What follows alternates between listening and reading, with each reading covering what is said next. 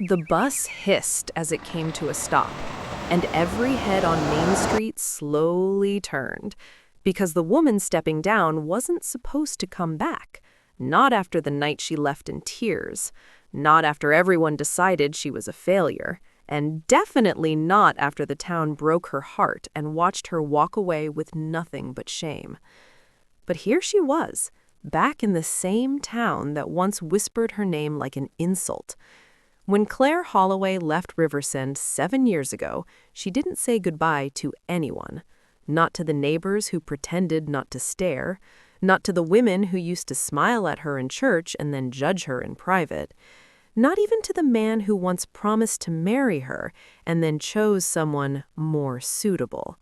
She left at dawn with one suitcase and eyes swollen from crying, and the town filled in the blanks for her.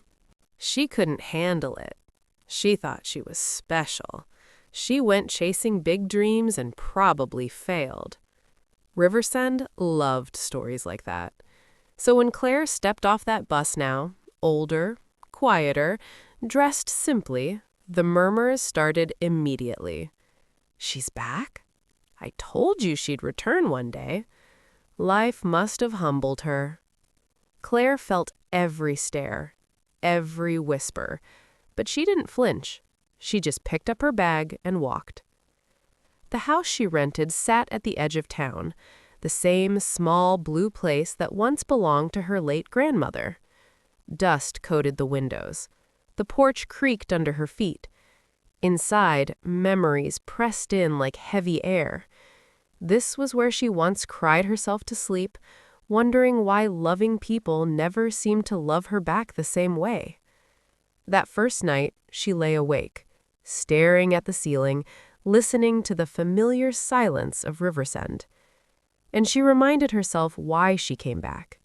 Not for closure, not for revenge, and definitely not to prove anything. She came back because someone needed her. The next morning, Claire walked into Martha's Diner, the unofficial gossip headquarters of the town. Forks paused mid-air. "Oh," Martha said stiffly. "Well, look who's back." Claire smiled politely. "Hi, Martha. Coffee, please." As she sat, she heard it all. Someone mentioned her ex, Daniel, now happily married with 2 kids.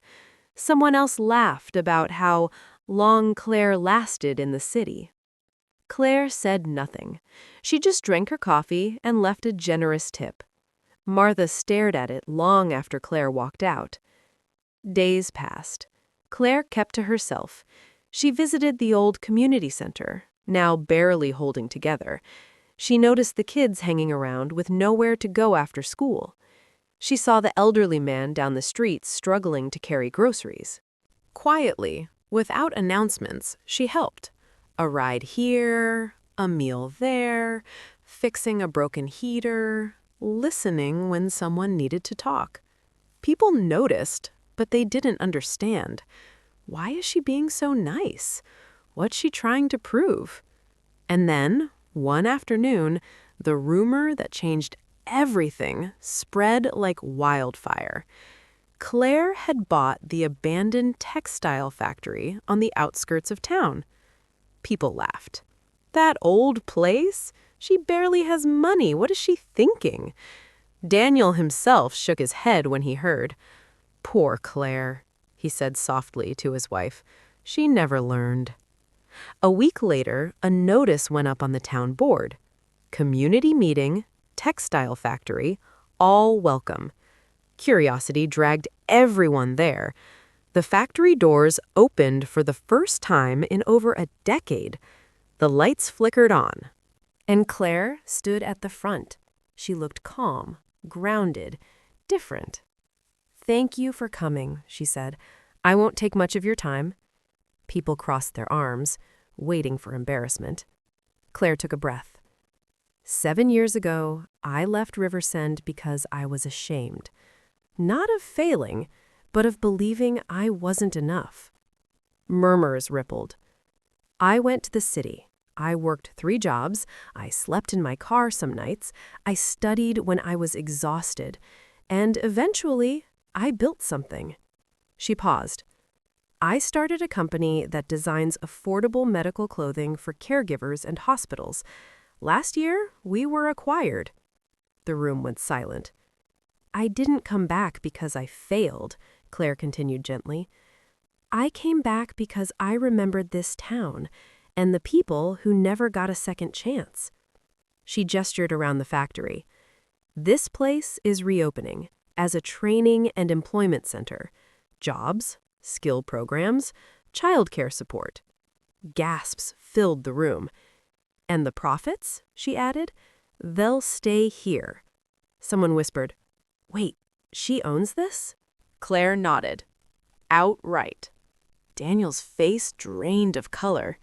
Tears streamed down faces that once judged her. The same people who whispered her name now couldn't say a word. But the biggest twist came last. Claire cleared her throat. There's one more reason I returned, she said. She looked toward the back, where an elderly woman sat quietly, Mrs. Langford, the town's former school secretary. Years ago, Claire said, voice softening, this woman paid my college application fee when I couldn't afford it. She told me, one day you'll help someone else. Claire smiled through tears. This center is named after her. Mrs. Langford broke down sobbing. The room erupted into applause. Not polite applause, grateful applause. In the weeks that followed, Riversend changed. Jobs opened. Laughter returned to empty streets. People stopped whispering and started waving. One evening, Daniel approached Claire outside the factory. I misjudged you, he said quietly. Claire smiled kindly. I know. And she meant it. She didn't come back to be seen. She came back to heal something that once broke her. Warmed, inviting outro, voiceover. Sometimes, life doesn't bring you back to a place to remind you of your pain. It brings you back to show you how far you've come. If this story touched you, even a little, leave a comment and tell us, have you ever returned to a place that once hurt you? We've missed you. And stories like this, they're just getting started.